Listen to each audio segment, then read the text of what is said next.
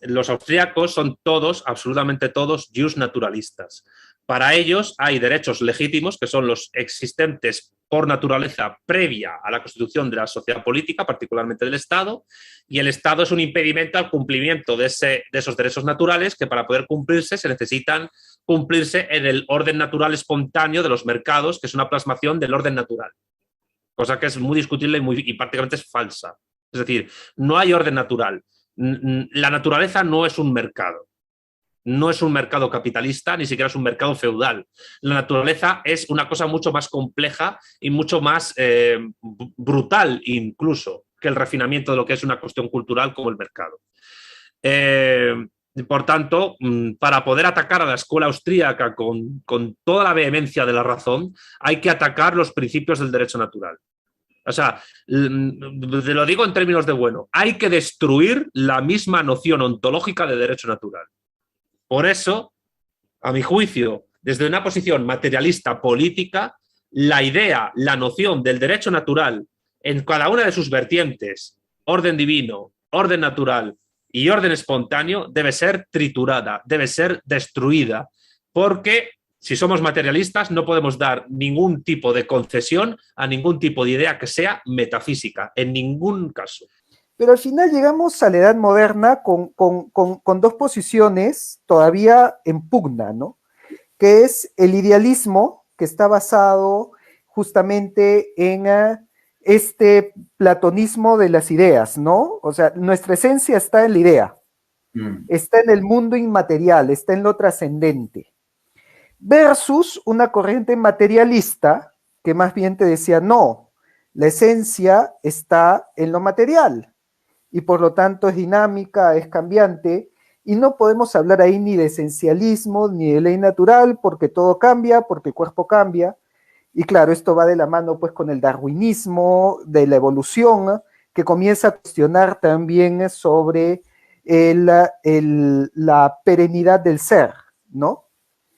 ¿Qué es lo que sucede? Que el idealismo de Descartes, de Hegel con la fenomenología del espíritu, de Kant, durante el siglo XIX, a mi parecer recibe varios golpes, varios knockouts, ¿no?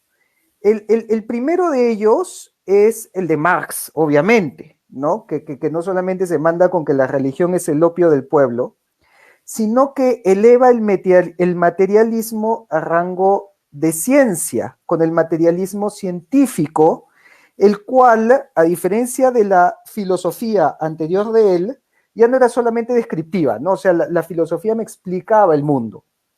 Con Marx, la filosofía ya es predictiva, o sea, la lucha de clases y las revoluciones me ayuda a decir cómo va a ser la sociedad. O sea, ya mira más hacia adelante, no solamente hacia atrás, no solamente en explicar, sino también en predecir. Y desde ahí ya lo deja el idealismo en un segundo plano. Además que le da herramientas pues, a la antropología, a la sociología y a todas las humanidades para trabajar con grupos humanos en términos científicos, pero con una visión materialista, que es lo que tenemos el día de hoy. Nuestra historia, el estudio de nuestra historia en el Perú tiene un enfoque marxista de lucha de clases, porque eso es lo que heredamos de esa época. Luego viene Carnap y hace un análisis lógico-matemático de todo el idealismo y prácticamente dice que lo propuesto pues, por Hegel, por Kant, por Descartes, analizado bajo la lógica matemática, es falaz, es semántica, es retórica y lo relega al campo de la metafísica, ¿no? Y te dice esto en lógica matemática no tiene sustento. Segundo knockout que recibe el idealismo.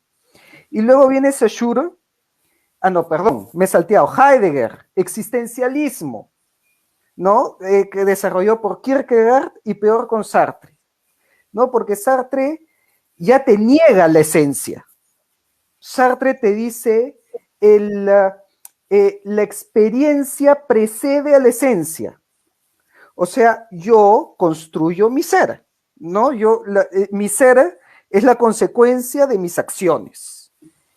Así que todo el esencialismo y el logos y el idealismo y el mundo de las ideas, ¡pum!, le da otro golpe. Desarrollado por Simone de Beauvoir con el feminismo y por Saussure con la semiótica y con el análisis del símbolo, donde el símbolo es la esencia. O sea, a ver, esto lo desarrolla más Derrida, ¿no? Donde te dice, la apariencia es la esencia. O sea, todo lo que dijo Tomás de Aquino con la sustancia y el accidente, ¡pum!, le mete otro golpe. Porque te dice, el accidente es la esencia, ¿no? Y esto también lo hace Levi Strauss y lo hace Lacan en psicoanálisis, y se lleva al lenguaje y se lleva al análisis de textos. O sea, mira cuántos filósofos, y he estado citando, creo que más de los dedos de la mano, que le han ido dando golpe tras golpe tras golpe al logos, al esencialismo, al punto que hemos llegado al día de hoy con un posmodernismo relativista totalmente, en donde tú hablas de verdad y para el relativismo no existe la verdad, así que de ahí de arranque ya lo que nosotros hablamos no les hace ningún sentido, pero que en el mundo académico es el que prima, porque tienes toda esta herencia de filósofos que desde el siglo XIX han estado golpeando y mermando el idealismo, el esencialismo, el concepto de logos. Y por eso ha quedado totalmente fuera de la academia. Como en la academia, el materialismo de Marx y el existencialismo de Heidegger o de Sartre es el que prima, es el discurso de hoy, pero yo creo que es el discurso de hoy porque del otro lado del esencialismo nos hemos quedado con Santo Tomás y dijimos, bueno, Santo Tomás llegó a la culmen, fue una luminaria que brilló tanto que nos opacó por los siguientes 500 años y hasta el día de hoy no podemos salirnos de mirarlo a él.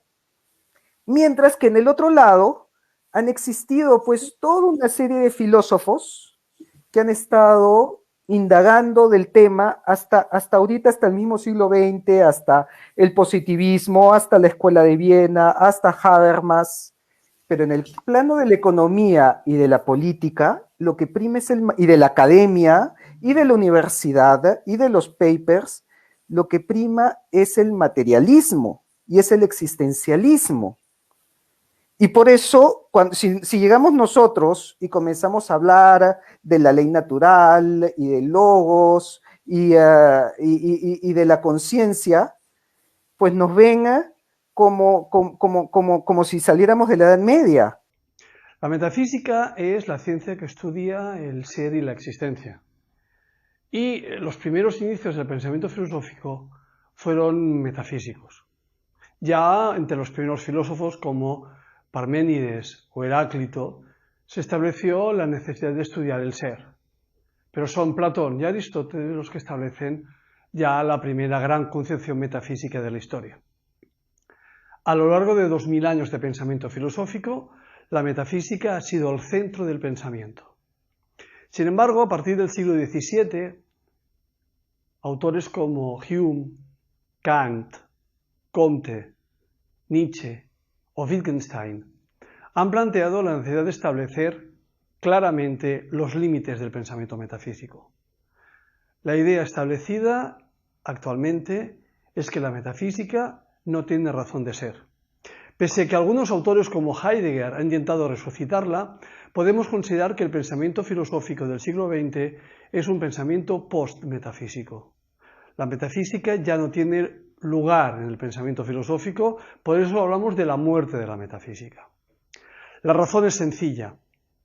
No podemos establecer de forma segura ningún planteamiento filosófico basado en el concepto de ser.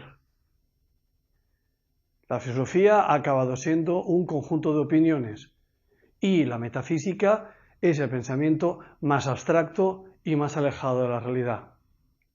Por ello, consideramos hoy que la metafísica ha muerto, pese a ser la protagonista de más de 2000 años de pensamiento filosófico.